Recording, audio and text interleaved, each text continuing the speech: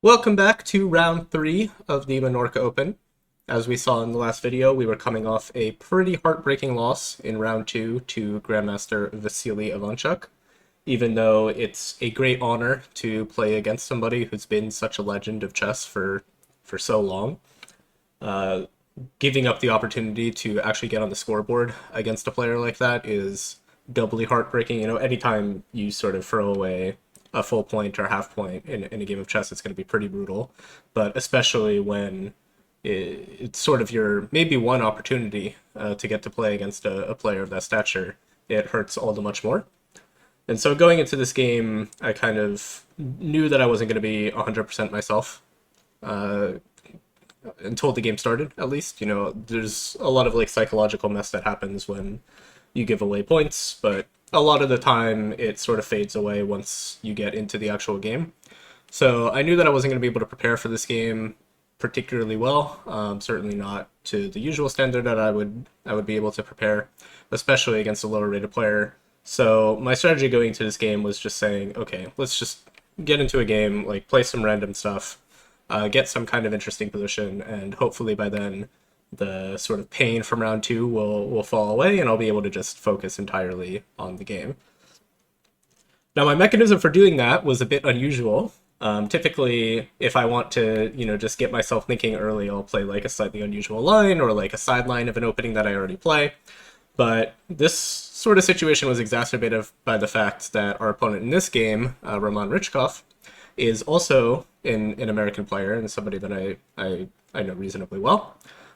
Kind of an unfortunate pairing to travel all the way to Spain to play somebody I probably could have, probably doesn't live very far from me, but, that's how it works out. But as a result, I was fairly sure that he's probably has something prepared for me as well in most of my main openings. And so in addition to just wanting to get sort of a fresh position right off the bat, I wanted to avoid any kind of preparation that I suspected my opponent would do for me as well. And so what I did for this game is something that I really do not recommend doing at home, and something that a tactic I employ randomly, which is I pulled out a wheel, a 20-sided wheel, for the 21st moves, 1, 2, 3, 4, 5, 6, and so on, 17, 18, 19, 20, and just picked a random number from 1 to 20 and said, okay, that's going to be my first. I'm committing like right now, whatever it lands on is going to be my first move. Now, some of those are obviously quite bad. If we roll a 2 and have to play a4, it's kind of not great. The worst is if we roll an 11 and have to play f3. That's really, really quite bad. But the vast majority of first moves for white are kind of okay. So I figured, okay, if we really roll poorly, then fine. It just wasn't in the cards for us. And somewhat fortunately, I suppose, I guess this is probably a fairly average result. We rolled a 9, and so I began the game with the move 1e3. Obviously, this is not one of white's better tries in a classical game. It doesn't really put any real pressure on the center, like we're sort of taught as beginners to is the point of the opening. It advances development a little bit, but it can get in the way later. For example, the star square bishop is going to be a little bit sad and is pretty much already committed to fiend shadowing along the long diagonal, which costs a lot of time and is, since it's committed, it's very easy for black to preempt. But the move is not actually that bad. I have actually played this intentionally in a couple of games when I was much younger. The idea, and as so far you can call it an idea of this opening rather than just sort of being tilted and playing a random first move, is that you're basically playing the black side of a lot of potential openings, depending on what black plays, up a tempo. So for example, if black plays e5, we can sort of consider this a French defense. White has already sort of played a French defense, but has already gotten to play e6 automatically. And so white has two choices. White can either, go for the French defense, which has the downside of being able to transpose into the literal exchange French, or white can change course and instead play c4, after which we get a sort of reverse e6 Sicilian, where again, white has already gotten the move e6 in, or e3 for free. So it's going to be basically up a tempo. For example, if black continues in open Sicilian fashion, like knight f6, maybe knight c3, for example, cd takes, maybe like queen c2, for example, is a way to enter a time on-off up a tempo. A3 could enter a con up a tempo. Even moves like bishop c4 start to become more viable now that we're up a full tempo. Typically they wouldn't be great from the black side, or typically those lines have a poor reputation from the black side, but since we're playing white and have an extra move, it's not quite so bad. And there are also things we can do, like A3 here is not entirely ridiculous. This is sort of like an O'Kelly Sicilian in a way, up a tempo, where again we've already played E3, and this makes the usual rejoinder of going for an Alpin structure a little bit less appealing. The character of the game would kind of take on almost like a position we had in the first game with a kind of reverse, like, accelerated dragon French type scenario. So there's a lot of options there for white that are quite reasonable and get a pretty fresh kind of game.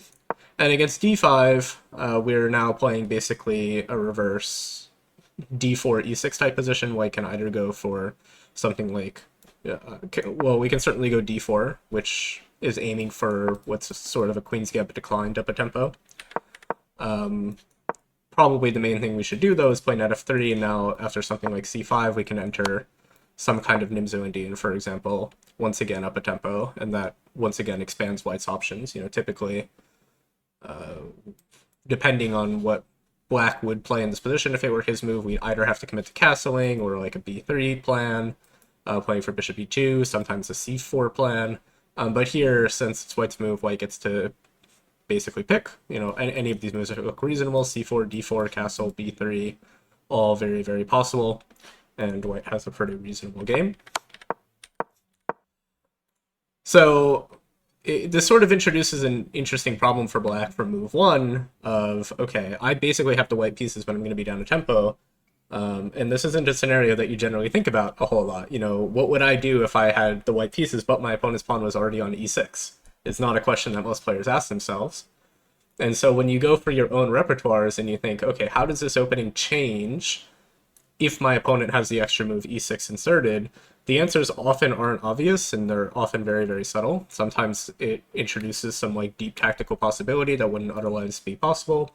Sometimes it, you know, changes the strategic character of the position. Sometimes it's just an extra move, which is really nice to have. And so you're sort of introduced with this problem as early as move one of, okay, like, I get to choose what opening we're going to play, but which one do I actually want to play? And that can be, it's very easy to go wrong when you have this kind of question. So I wasn't upset at e3 at all. I played e3. My opponent responded with the very solid move knight to f6, which I think is probably the most responsible way to meet something like e3. Obviously, e5, d5, whatever, are going to be a little bit more challenging, but just going for a kind of stable, ready type setup, either with g6 intending to fade shadow the bishop, or e6 intending to play like a solid Catalan type structure, I think makes a lot of sense and can transpose into a lot of different openings. For white, where white you would usually play e3 on move like 5 or 6, but we could transpose back there. I played knight f3, once again maintaining maximum flexibility, and my opponent played b6, which I wasn't entirely expecting. I think this is probably marginally inaccurate in a way because it commits black to a setup, whereas black would like to also have a little bit of flexibility, I think. But obviously it's not a bad move. c4, bishop b7, knight c3, b6, and now we sort of return to a kind of more normal looking position from a sort of English opening or a knight f3, e3 kind of opening that has seen some kind of play. And so it's useful after a couple moves to draw some parallels to some potential positions that could occur. This setup is reasonably well known recently.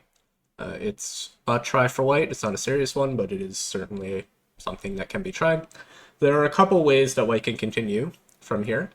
One obvious plan is to just play d4, stake a larger claim to the center, play bishop e2, castle, queen c2, rook c1, rook d1, just put pieces on reasonable squares, and then kind of figure out how to resolve the central tension.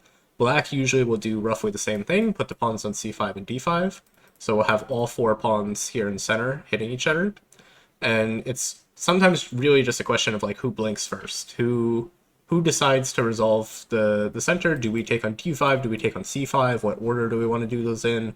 If we do that, does black want to take back with a piece, or does he want to take back with a pawn?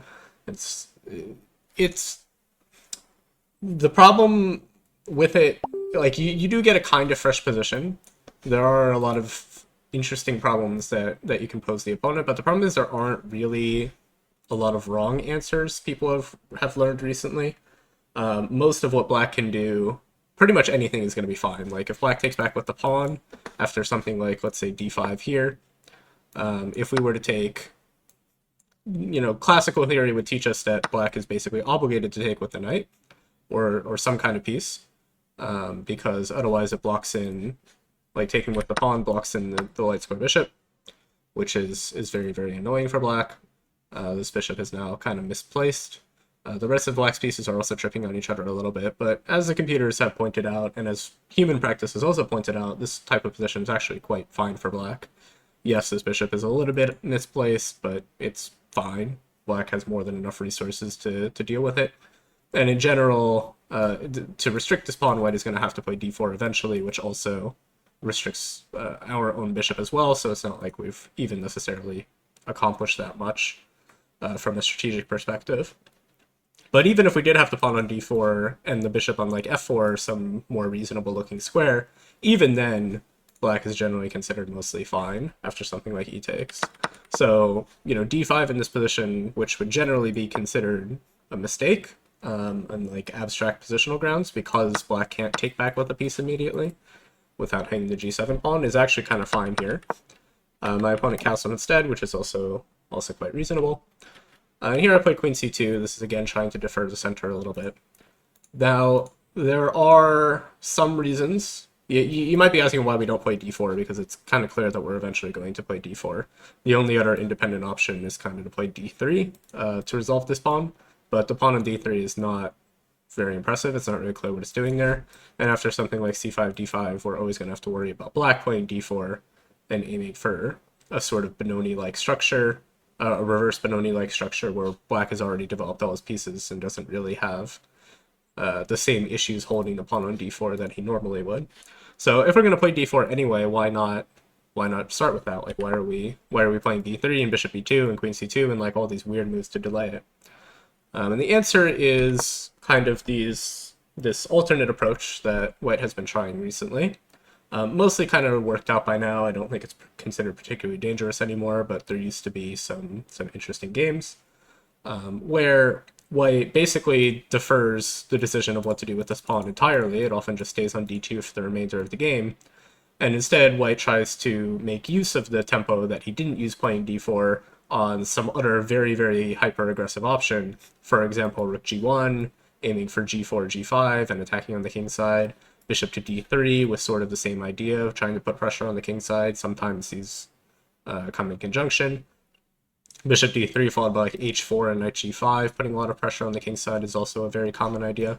It's useful to compare this, for example, to a line, let's say, knight f3, knight f6, the move order is not going to matter so much here. This is a very common structure that can occur if black aims for this sort of semi-Slav formation, which is very, very common.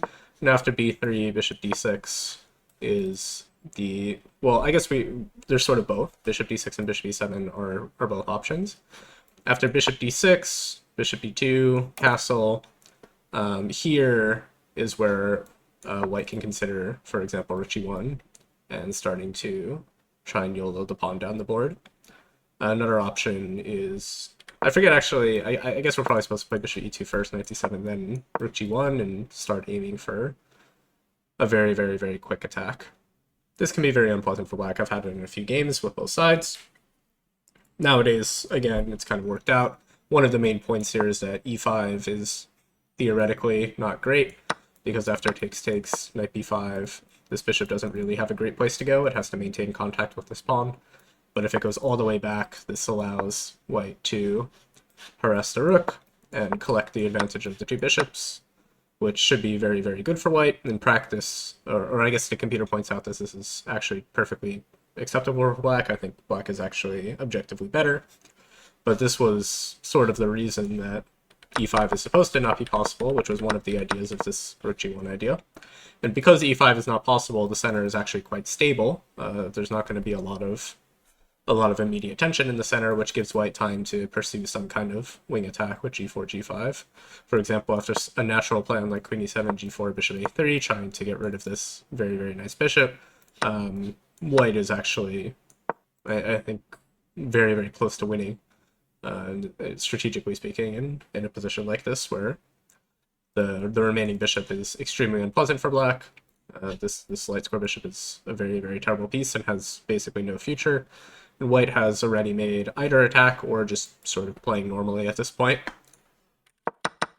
So that's one idea, and that we'll see that being important in a minute. The other idea is that after bishop e7, which is a sort of more stable way to play the position, bishop e2, castle. Now this stuff with rook g2 is a little bit less impressive, or rook g1 is a little bit less impressive, but plans like queen b1, bishop d3, trying to put pressure along this diagonal, start to make quite a bit more sense. We see this especially after c5, which is another way for black to play. And after something like b3, let's say knight c6 takes, e takes again is kind of fine for black, but if black plays knight takes, which is once again very logical, bishop b2, bishop e7, let's say, I guess we can play bishop d3 here. I'm forgetting exactly the details, but this is the basic idea. Now the point is, since the knight has vacated the defense of the king side, there's actually a lot more pressure here, with queen b1, putting some pressure, and then planning to follow up with h4 and knight g5, like I mentioned earlier. So these are the sorts of positions that I had in mind when I was sort of looking at this position. Is, okay, maybe we're going to play bishop d3, maybe we're going to play rook g1. These are ideas I want to at least preserve. I don't know if I'm going to play them, but actually I do want to keep them in mind. So let's go ahead and not commit to d4 just yet, and see what my opponent does, and then maybe we'll react accordingly with something like rook g1 or bishop d3, whatever.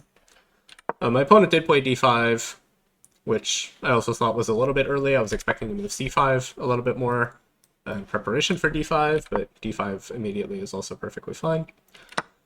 I went ahead and took. This is aimed at basically clarifying the situation. Once again, if knight takes, now it's not so easy to get bishop d3 in because there's knight b4 ideas, but black has committed some extra time as well to b6 and bishop b7, so committing an extra move to something like a30 in order to get the bishop here doesn't seem all that bad.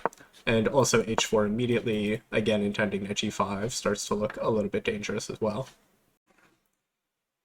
So as a result, I wasn't particularly surprised when my opponent instead decided to take with the pawn, which is probably at least a safer option. I'm not sure if it's strictly better. And here I actually started to have a little bit of trouble finding a plan. Once again, black's bishop is a little bit restricted right now, but black has a very clear plan of playing, for example, c5 and d4, which is what I was expecting my opponent to be playing basically automatically against whatever it was that I did. And we don't really want to play d4 ourselves because we block in our own dark square bishop, and sometimes we even want to square for the knight, so it's a little bit, maybe a minor point, but not ideal. In fact, knight d4 immediately is a move that I considered trying to bring the knight to f5, but eventually I felt that white is probably just too underdeveloped for that at the moment. For example, after knight d4, black plays very directly with c5, knight f5, and d4. Now, this knight is getting kicked away, which introduces some problems with bishop e4. For example, if we play take-take, knight b5, it looks like we have sort of infinite pressure on this pawn, which is true. But after something like bishop e4, it starts to look kind of unimpressive for white. We can't really play bishop d3 because this is hanging, but we kind of have to because we are being forked, and taking on e7 just makes matters worse. Queen takes, and we have problems down the e-file. So after bishop d3, this was a line I was looking at. I forget if I decided that black can get away with taking or not. It looks a little dangerous to open the g-file, of course, but I think there were simpler options as well. For example, what was some idea here? Maybe even honestly, maybe even just take some bishop c5 is probably fine, but I don't remember what the concrete reason here was. Maybe... Oh, I might have been just been scared of rook e8. Trying to put immediate pressure down the e-file, which looks very, very unpleasant for white. But in any case, this all seems very, very hard to believe. Absolute worst case, black would just prevent the knight from coming to f5 with g6, and then it's not really clear what the point of the knight being here is. It's going to get kicked away immediately. So eventually I decided that even though my opponent didn't take back with the knight and took back with the pawn, let's just play this bishop d3 move, since I'm not going to play d4 anyway. Try to put some pressure here, and now we have ideas like knight b5, for example, is an immediate quote-unquote threat, both threatening the pawn on c7 and threatening to remove the defender of the h7 pawn with the bishop. So for example, if black continues innocuously with, I don't know, let's say a5, which isn't the weirdest move of all time. Then after knight b5, we are attacking the c7 pawn. If black goes ahead and defends it with like knight a6, then after takes, we can take on h7. Not clear whether this is actually very good for white, but these are ideas that at least need to be calculated. Now, black is probably surviving tactically with both the threats of the rook and trapping the bishop with g6.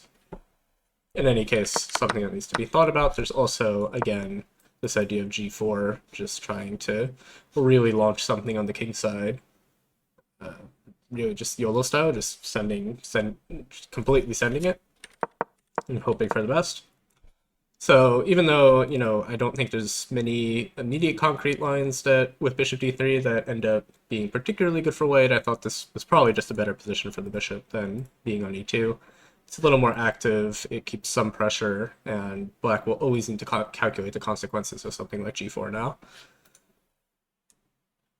What I was expecting my opponent to play here was just move c5, intending to follow up with d4. This was the plan that I was pretty fixated on for black, partially because this looks vaguely similar to a game I had against Cordova, which I have a video on from the Blitzfuel Invitational from the black side, where that was my plan, to play c4 and then follow up with play c5 and then follow up with d4. In fact, I thought that this position might actually, I couldn't remember the exact position during this game, but I thought it might be actually even the same position or very, very close to it. I remember the bishop was on d3 in that game. So I thought that maybe I would play in the same style as my grandmaster opponent there. And so after something like castle, knight c6, a3, taking control of the b4 square, d4, knight e2, for example, here I thought that white would be doing probably quite reasonably.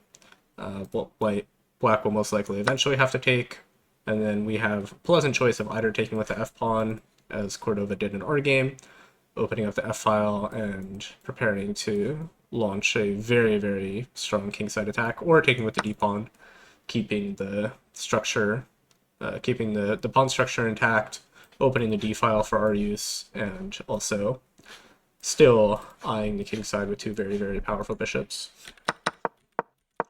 So I was pretty happy with my position at this point, I thought, or, well, not happy in the sense that I thought it was better. I thought this is probably equal, maybe even slightly better for black, but I was happy to get at least like some kind of fresh, interesting position.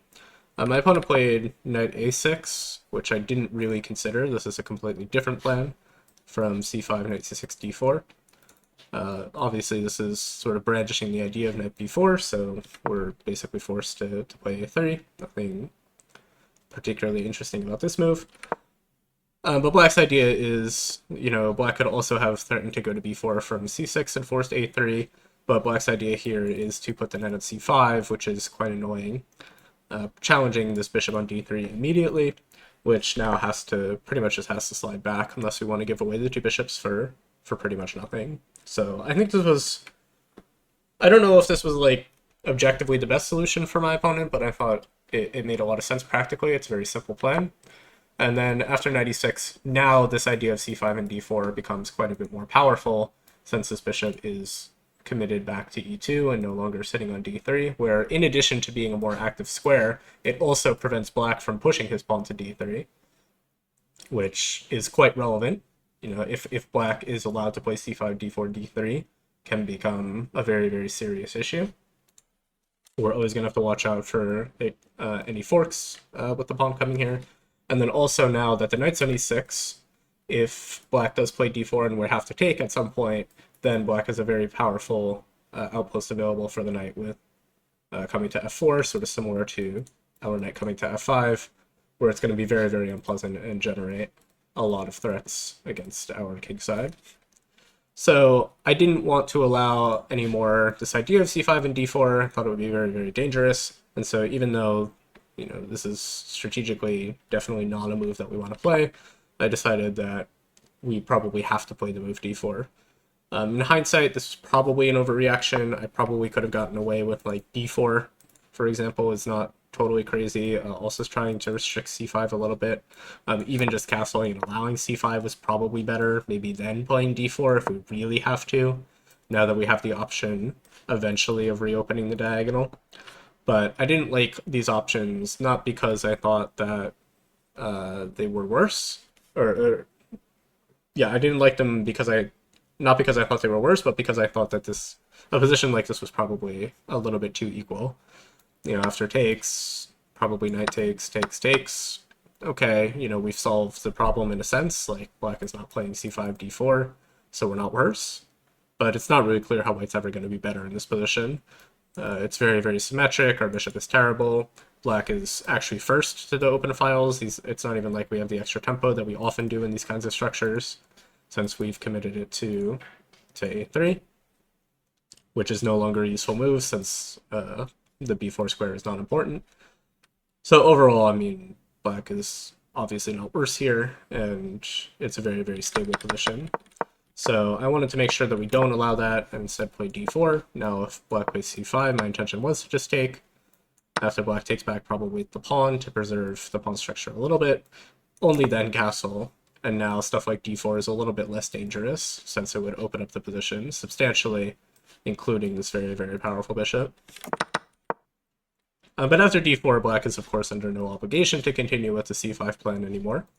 My opponent played the move a6, just keeping a piece out of b5. I think it was probably a little unnecessary, but black is being very consistent with his plan.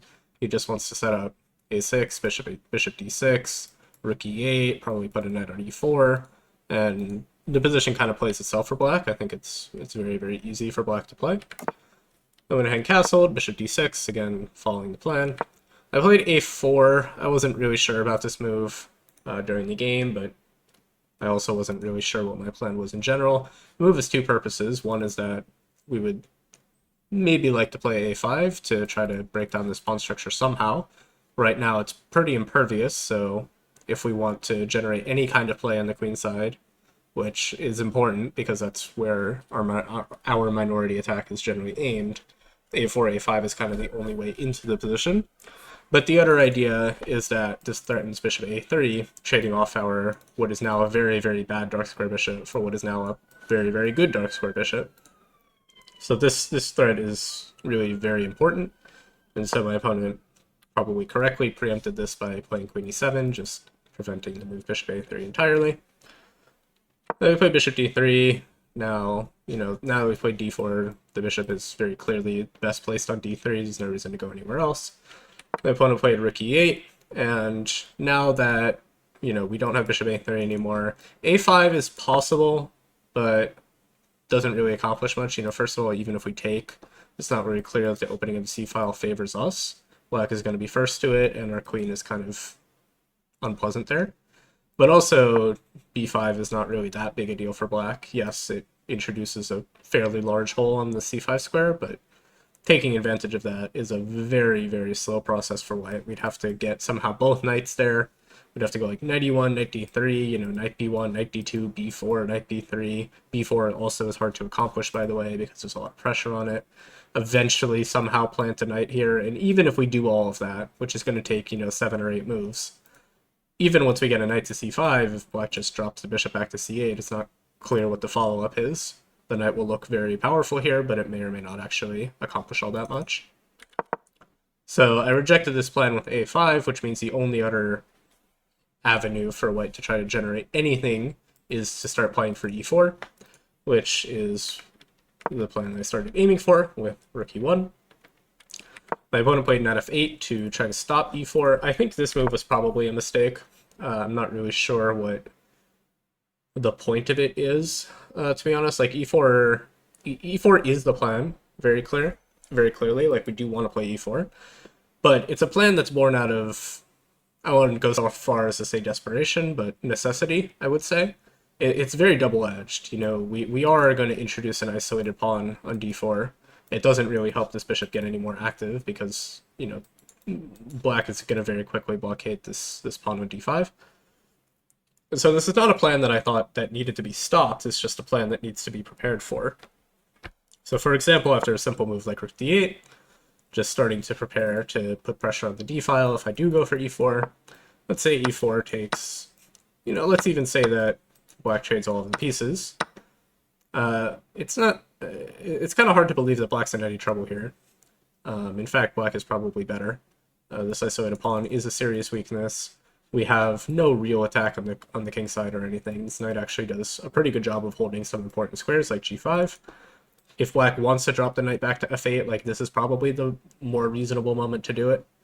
But there's also more active stuff. I mean, if black really wants to liquidate everything, like c5 at kind of any moment is probably just going to equalize very, very comfortably. But bishop e4, for example, harassing the rook a little bit, also starts to introduce some tactical possibilities like taking on d4. Like, for example, if we play, I don't know, like rook e2 here, we have to watch out for knight takes d4, which is quite unpleasant. Black might just be basically winning the pawn.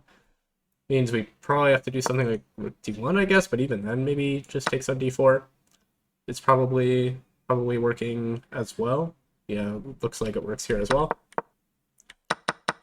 So I think this knight f8 was a little bit of an overreaction by my opponent. I was very happy to see the move, because now, yes, this temporarily stops the move e4, but it's a very passive move. It invests a pretty serious tempo into making the knight actively a worse piece. It was pretty reasonably placed on e6. So going back to f8, in addition to the tempo that it's lost by going back, which gives white some useful time, it kind of loses a second tempo as well, because the knight will eventually have to come back, either there or to g6, but it's not really any better placed on g6 than it was on e6, so it's not like this is any kind of improving maneuver. It's just, it feels like, or it felt like it was just losing quite a lot of time to me, so I was very happy to see the move. I went ahead and played knight e5, which is probably white's only, again, idea in the position. Once again, we renew the threat of e4. This is also partially why I don't like knight f8, because yes, we stopped e4 for one move, but it's going to come eventually anyway. It's not like this can permanently be stopped. But white also has an additional plan, which is this typical idea of f4, just really cementing the knight on e5, and then trying to use that as a hook to start a kingside attack, like g4, g5, maybe bring the rook back to f1. Ideally, we wouldn't have moved it to e1, but such is life. Maybe bring the rook back to f1 so we can go to f3 and then h3 and put pressure down the h file. This kind of... these are ideas you see in like the London, for example, where this bishop is usually better placed or traded off by now, but the basic principle of the ideas is still the same.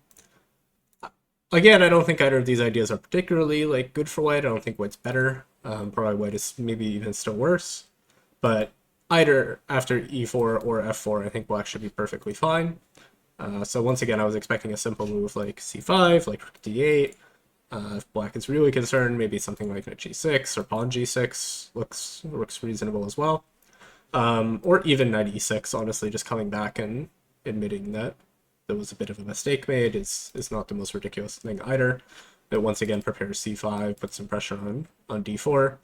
So for example, if black just goes back, now f4 is quite a bit less appealing because we have trouble comfortably holding this pawn in a way that also holds this pawn. So at least black would be able to argue, okay, I wasted two moves, but I made you overextend your position a little bit. But I was absolutely shocked to see my opponent's reply here, which was to actually take this knight on e5, which frankly I do not consider was legal. It's not the sort of move that I think really enters your mind all that often. Even if it did win a pawn here, and we'll see tactically it didn't, I think that this sort of move, I would be very, very happy to sacrifice this d4 pawn to open up this dark square bishop. Like, honestly, in this position, if I could just take off the d4 pawn as my move, I probably wouldn't do it, I guess, but I would consider it. It would be a very, very viable option. Because this bishop is so bad. Like, this is the only real problem with white's position. If this bishop were, like, here, for example, we'd feel a lot more comfortable. If we can open up this bishop somehow, white is probably doing quite reasonably. So, taking this is really, really helping white's plan quite a lot. It frees up... first of all, it frees up this bishop. Second of all, it liquidates a very powerful piece for black. This dark square bishop was one of black's better pieces. This is also coming after black retreated this knight all the way back to f8, where it now stands very, very passively. And so, you know, black is kind of running out of good pieces. You know, one piece that was good on e6 is now pretty bad on f8. We made it quite a bit worse. This bishop that was on d6 that was very powerful is now being exchanged off. And so after takes, you know, black is left with this bishop, which is reasonably bad at the moment. Maybe it'll open up later, but for now, it's not really doing anything. This knight on f8 that's very passive. This rook on a8 that's still undeveloped. And so black is really only playing with like maybe 2 acceptable pieces. Everything else is kind of out of the way. On the other hand, white's pieces are actually fantastically placed. Both bishops are aimed towards the king's side and have a very, very wide scope. This knight on c3 isn't great, but it can be maneuvered to f5, for example. This rook on e1, okay, also maybe not great, but it does support e4. This rook will come to d1.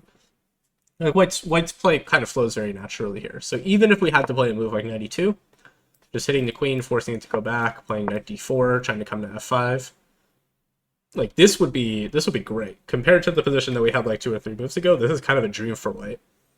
We're down a pawn, yes, but we have ample compensation. Some of probably more than enough. I wouldn't be surprised if white is actually better in this position. More likely, it's close to equal, but I think it's much, much easier for white to make progress here. So I was very, very happy to see bishop takes e5, especially because there are also tactical problems. Since this queen is stuck on this diagonal, white has 2 ways to try to exploit this. One is knight b5, opening a discovered attack on the queen and attacking c7. This one is less impressive because after black just goes back, now we can't really take on c7 because we have problems down the c-file. We can't take with the queen either because black is very comfortably just taking the knight, and we don't have enough time to kind of break this connection between the queen and the bishop. Again, even knight d4 here, white would be probably doing quite well, sort of similar to knight e2. But the more important option is the one that we played in the game, which is knight to e4.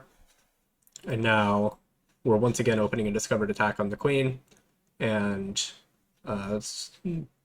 threatening, not even, I guess, forcing black's pawn structure on the king's side to completely collapse. It's kind of important here that black cannot take. Black is not getting 3 pieces for the queen. If we took on d3, black took on e5, then black would be very happy. These 3 minor pieces are going to very, very easily outperform this queen. There are no weaknesses in black's position to speak of. Black is probably at least fine, much better here probably. But after takes, we can simply defend this bishop with the queen, maybe by taking on c7, or if we don't want to calculate, just going to b2 is also perfectly safe. And with only 2 pieces for the queen, white is clearly winning.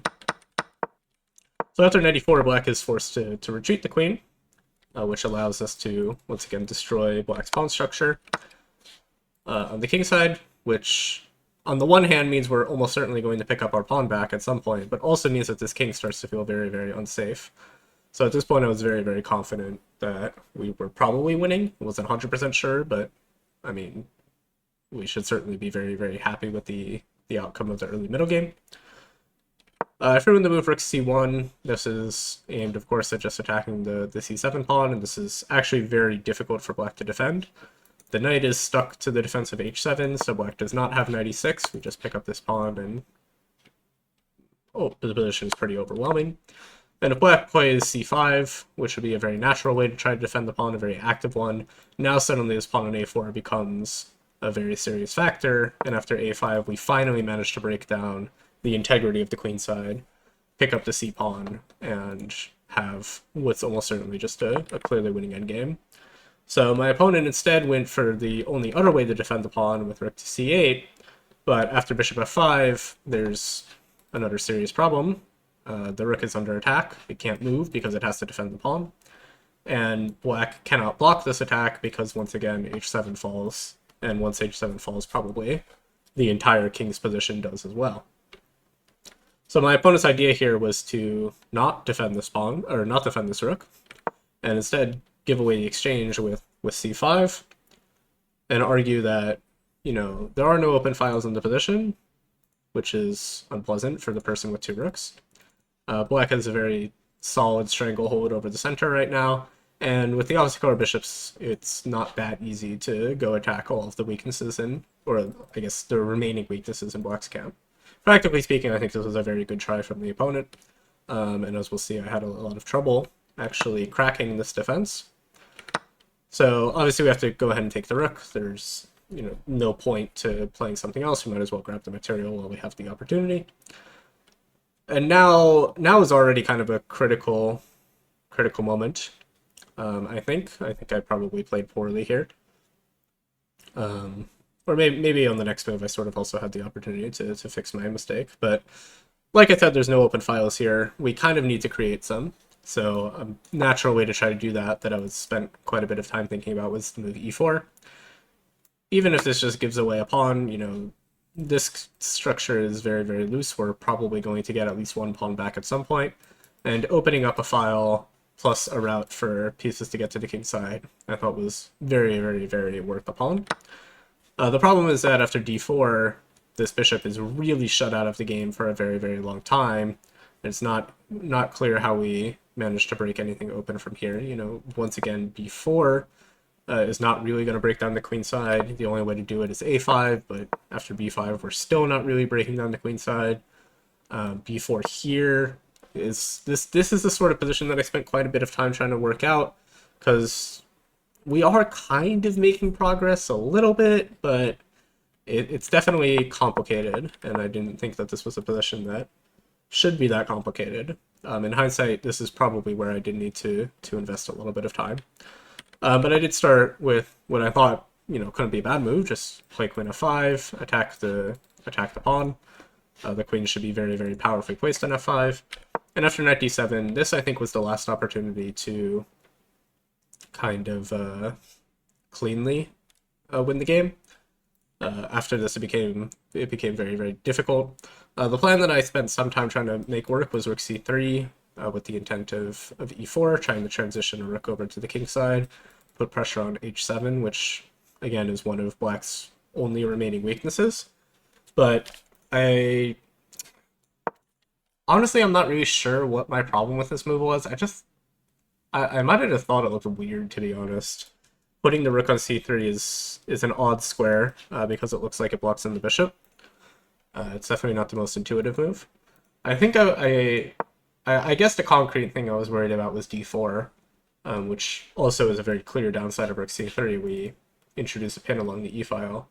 But I think what I sort of underestimated here, because I looked at, like, you know, rook d3 is not possible because of bishop e4, so is, you know, rook c2 is also not possible, and I think that's kind of where I stopped my calculation. But I think I underestimated quite heavily the idea of just going back and saying, okay, you know, d4 looked like a very active move for you, but now you've kind of compromised your own queenside structure for me. We don't have to figure out any weird contortions to break it down anymore. You know, you've sort of introduced the tension, and it's not that easy to break. You know, we're threatening to just take on d4, and Black doesn't really have a good way to deal with this.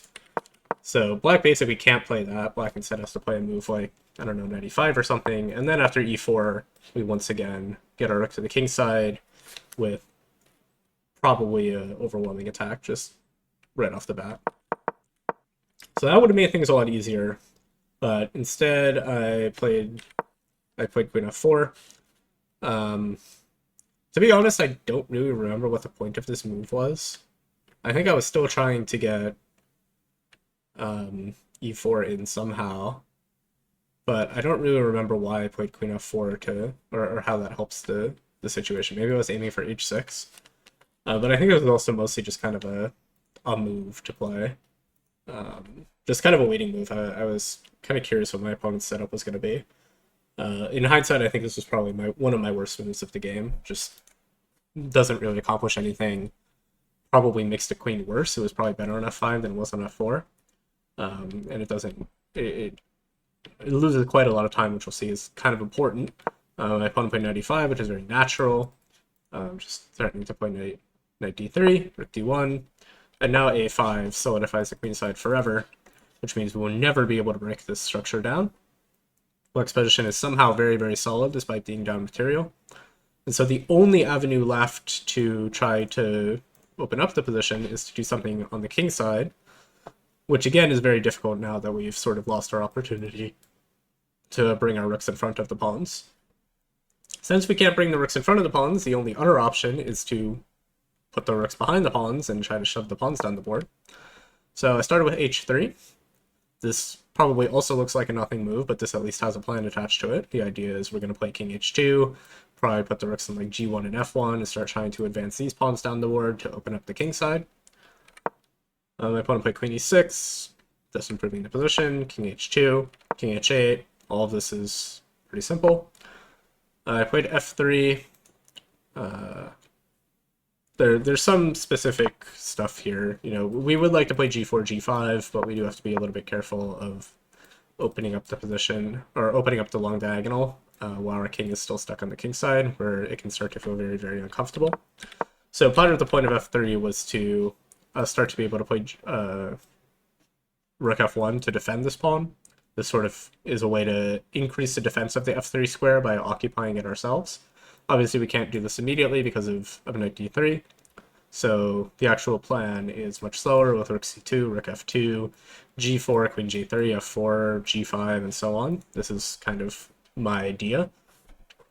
The question is if it's fast enough. My opponent played rook g8, occupying the g file makes a lot of sense. Rook c2, again, we're just continuing the plan. Rook g6, and here I chickened out a little bit of rook f2 because I was afraid of bishop a6, intending knight to d3, but I should have done this anyway, because if we do go back to d2 here, it's strictly better version. Obviously, you know, black has to go back, we gain a tempo, so we get the same position, but with one move saved. But we were both in pretty heavy time pressure here, so I started with rooks d2. I'm not really sure what the point was, to be honest. My opponent played king g7, and here I realized that it's actually kind of hard to get rook f2 in. Black will always have this idea with bishop a6. We'll have to go back, bishop e7. We're just kind of repeating. But we do need to get rook f2 in order to justify the move g4. Otherwise, our king is going to come under very, very serious fire. So I instead tried to change the plan a little bit, starting with queen h4, intending to go f4 first, kicking away the knight, and only then going for g4, so that we have less problems on the f3 square. The downside, of course, is that the queen is very vulnerable to harassment here, which is what my opponent started doing with rook to h6. Now, I guess one thing that's worth noting is that, you know, I said the plan is to play f4, but that may or may not be an immediate threat. I wasn't sure. For example, let's say black plays...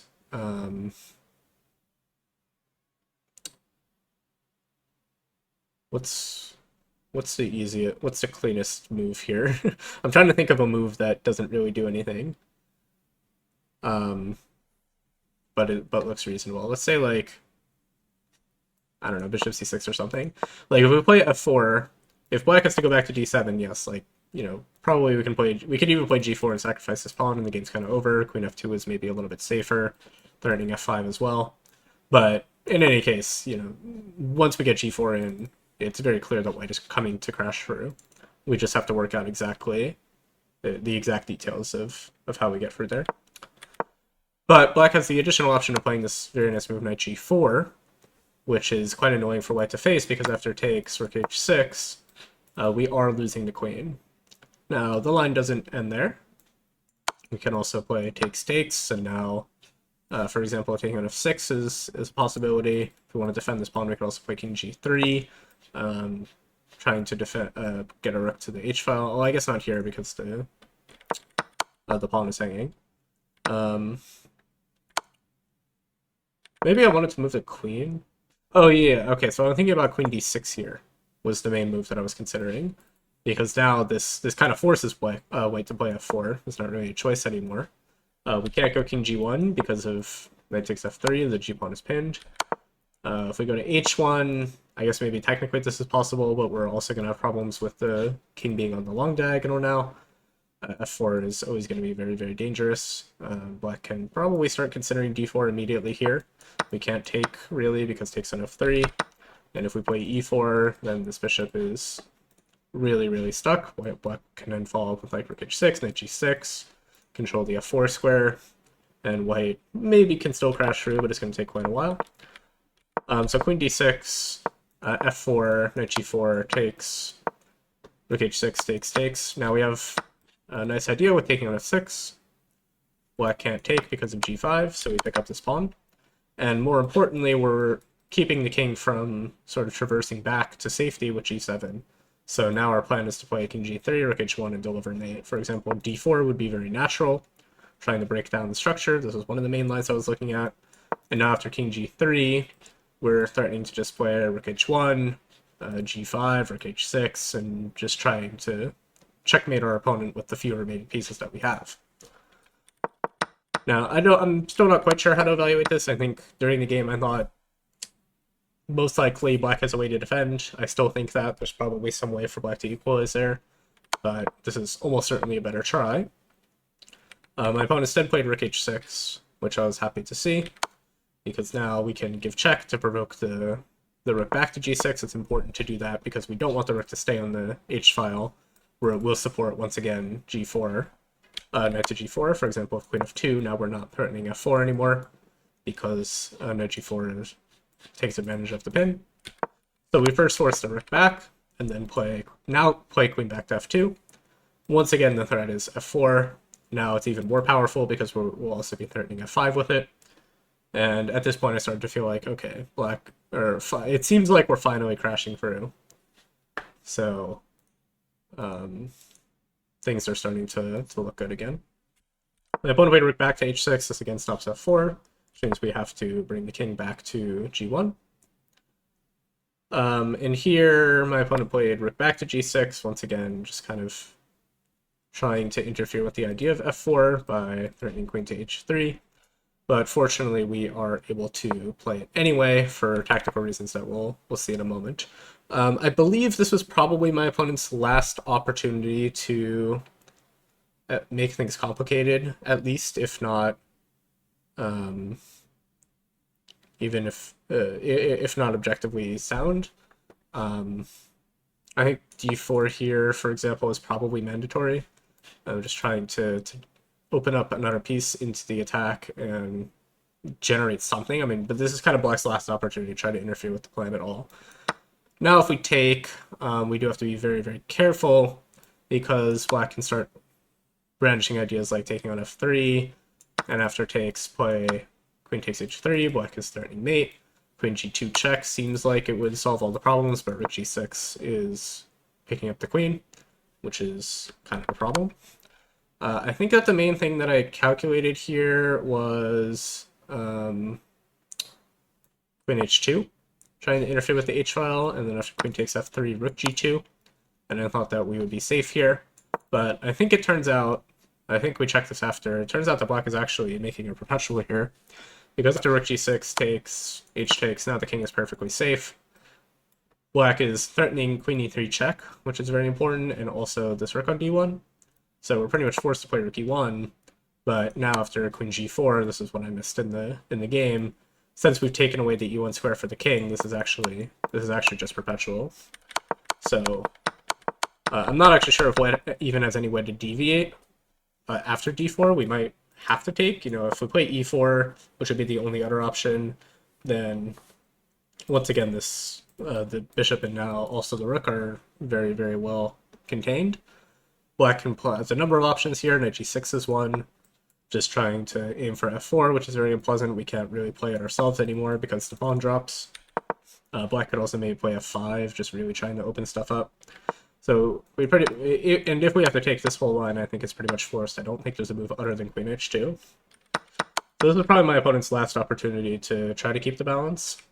Instead, my opponent played rook g6, which I was very happy to see because I was pretty sure it was losing at this point. We were both in, again, in pretty heavy time pressure, so I wasn't 100% sure, but I was pretty sure that we could play f4, which I did. My opponent went ahead and took on h3, and after takes, d4 was my opponent's idea, of course, just trying to put a lot of pressure on g2, which is understandable and quite unpleasant. Black is also threatening to take on e3 and win some material back. So for example, after e takes f6, let's say for example king g8, I guess, white is out of checks. Black is threatening to take back on g2. Black is also threatening to take here. If we take on d4, then okay, maybe king h8 is slightly more accurate to stay off the g file. So now after like takes, I think there was queen e3 is a very annoying intermediate move. Because now after king f1, if we go ahead and take, we can't really take with the rook because there's queen f3, hitting kind of all of the rooks. If we take back with the king, then I think there was maybe, I wasn't 100% sure, but most likely there's a perpetual here because again, whenever the queen comes to f3, it's going to be hitting the rook as well. So even just something direct like queen g5 or queen e4 maybe, it's not really clear what the king's escape route is. If we ever go to e2, the queen will go to e4 to cut it off. If we ever go to f1, queen will go to f3 to cut it off. If we then try to go to e1, black will go to h1 and then e4. So I was pretty concerned about that. But fortunately, we have a much cleaner way of ending the game, which I found, which was to take on f6, not with the pawn, but with the queen instead. Now, if black takes with the rook, this breaks the pin on the g-file, which means we can take the rook back with check first, and then take the queen, after which we're up 2 rooks, which even for me is enough to win the game. So after queen f6, black is forced to move the king, and the only square to do so is f8. If black goes back to g8, or goes to h6, then we can take on g6, once again breaking the pin along the g-file, and since this comes with check, we'll be able to take the queen after. After king f8, we can't do that anymore because black has an intermediate check, so we would be giving away the queen for not a whole lot. It would be embarrassing. But we have the same idea to continue the checks. We could play queen d8 here, for example, but after king g7, we're kind of back to square one. But we can force the king even more out into the open with this sort of exploiting the same idea in a very nice way with queen to d6. Now, once again, black cannot take because that breaks the pin, and we, in very sort of strange, unusual, fancy fashion, we have managed to trade the queens off, after which we are now up a full rook, and even though 2 rooks is sometimes not enough for me, here with a 1 rook probably would. So black is forced to bring the king even further out to e8. Again, if it goes back to the g-file, then we can go ahead and take the rook with check. So black has to go to e8. And now after queen b8 check, we're attacking the bishop on b7, which means that bishop b7, or bishop c8 is forced. And now there's no pressure on g2. We are very, very comfortable again. We can just go ahead and take on d4. Black only has 1 check, and we can very comfortably defend it. So we are now just up a full rook for not a whole lot. My opponent played c4, just trying to introduce a little bit of confusion, but unfortunately, now that we're up a rook, we have many, many ways to end the game. One is to just take on c4. There's not really any point to this move. I don't think. We can probably just take this and be perfectly happy. But the much more blunt way to do it is to end the game tactically, since it's now black's king that's under quite a bit of fire, being stuck in the center, and with 2 rooks that it's being attacked by instead of just 1. So we throw in this move e6. This breaks the connection between the queen and the bishop, which means that queen takes is forced. But this opens up the e-file, which is a very, very big problem for black. And after rook e2, once again, breaking the connection between the queen and the bishop, we are chasing the king out into the open. King e7, bishop a3, king f6, rook f1, and here my opponent resigned because black cannot go back to g7. We will give checkmate on f8, which is a very important point to bring the bishop to a3. And if black brings the king to g5, then there are, first of all, there's not really any threats for black, so we're not in any danger. But also, queen f5 pretty much ends the game. Also by checkmate, black goes forward to h4. We can, well, I guess this is mate in 2. Mate in 2 is pretty good. And if black goes back to h6, then we can, once again, the bishop on a3 becomes the unlikely hero. Spent all game staring at d4, but suddenly comes to life, and we are collecting everything, including the black king. So finally, after what was a little bit of a scary game, honestly, I think we were probably worse out of the opening, maybe even much worse out of the opening. Once we were winning, I think we let the advantage slip pretty considerably. Black probably had a couple ways to survive. But we got it done in the end, so win is a win. And we at least got to do it in a cool way where we sacrifice a rook for checkmate. Hooray. Cool. One of my favorite things to do. With this win, we move to 2 out of 3, which, you know, we're not going to be thrilled with in a field like this, especially after throwing away game 2.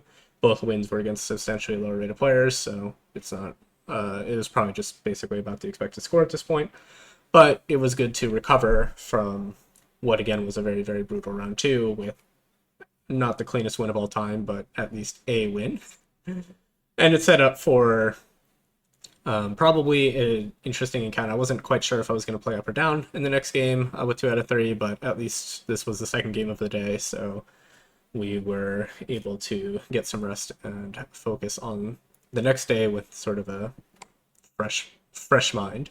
Like I said at the beginning, the sort of goal of this game obviously was to win, but it was also just to sort of mentally recover from the disaster that was the previous round. And so getting the win under the belt it goes a long way towards, you know, sort of removing the stain of the previous game and allowing you to continue the rest of the tournament without looking back at regret. That part comes later. Thank you all for watching. I will be back for round 4 of this tournament. Spoiler alert, it's going to be probably one of the weirdest games you've ever seen in your life. And I do say that about a lot of my games, I will admit, but I promise you, you will not be able to guess what happened in the next game. Until probably not even like until the very end. Even at the very end, you probably won't be able to guess. So I'll leave you on that cliffhanger. Thank you all for watching, and I will see you for round 4 of the Menorca Open next time.